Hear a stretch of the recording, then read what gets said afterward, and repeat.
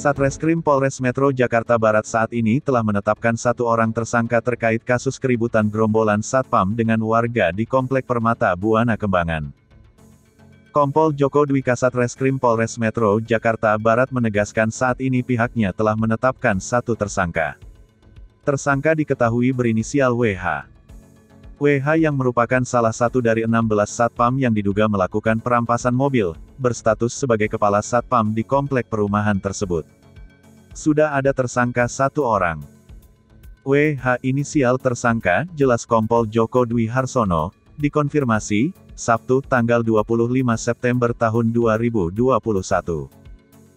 Joko menambahkan, WH ditetapkan tersangka setelah anggotanya memeriksa 16 Satpam perumahan tersebut. Sebagai kepala Satpam, WH menjadi otak yang menggerakkan para Satpam. Terkait kasus ini, Kapolsek Jakbar menjelaskan bahwa tersangka dalam kasus ini akan dikenakan pasal 335 tentang pengancaman.